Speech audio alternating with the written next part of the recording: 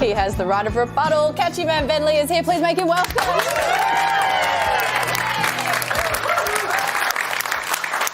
Ben, your new album's called I'm Fun. I think your shirt has already answered this question, but I've got to ask, are you? Yeah, I am fun. I think of it as like a spectrum where you've got like Peter Dutton on one side and Abby Chatfield on the other, and I'm definitely like in that direction. Sorry, how close to Abby Chatfield? Like it's more about distance from Peter Dutton. Oh, okay, that's more the point. Yeah. So last time we had you on, it was great fun talking to you, and you were a death doula at the time, so someone who helps people sort of prepare and think about death. And your music was kind of reflective of that, but this seems to be a lot more up. Was it a conscious decision to be completely emotionally different? I think it's one of the grand rewards of contemplating our inevitable demise is that, like, things get lighter after that. You know what I mean? Like, the terror of death keeps us so frozen and serious. And then, like, when you do a little bit of time just, like, looking at people who are dying, and, like, now I'm like, oh, yeah, we're all dying and let's enjoy it while we're here. So, yeah, it's, like, loosened up after that. Mate, the album's a cracker. Speaking of loosening up, the song Parents Get High, OK? You're a dad.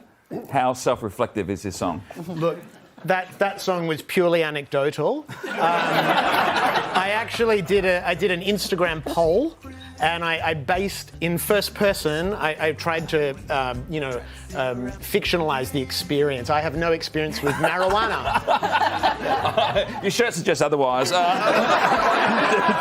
parents. I love this album because it almost celebrates the parents.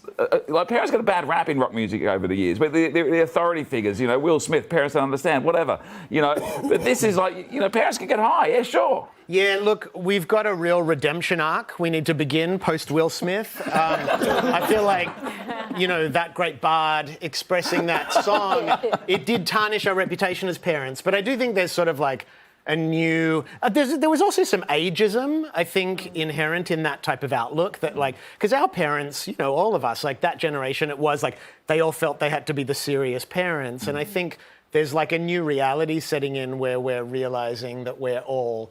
we're sort of children forever too, or at least if you're a good parent, you stay a child forever in some ways. Born for This Bullshit is another cracker off the album. Can we That was like the first time you've ever said that word. It's the first time I've said it on TV, and I was just waiting to see if I was going to get tasered. Okay. It's another cracker, and there is some footage we have, and we wanted to confirm if this is your rig. Yeah. Because it's looking really good. How did you get a physique like that? Yeah, so actually, it's all me except the face. The face I got from Chris O'Dowd.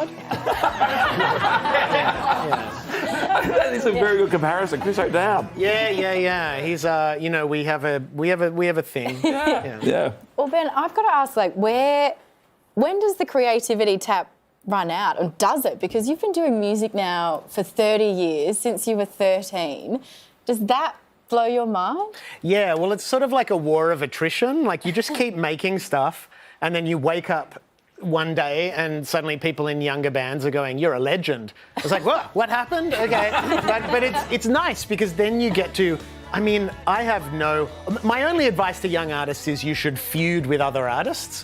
That's the best advice I can offer. But really, there's no rules to surviving in music or anything. It's just, like you said, staying creative, not taking too many other people's advice, just following your own passion and interest. And, if you're lucky and you've got some perseverance, you might kind of play the long game, But should young artists take your advice? Because you have a song on this album called A-Hole.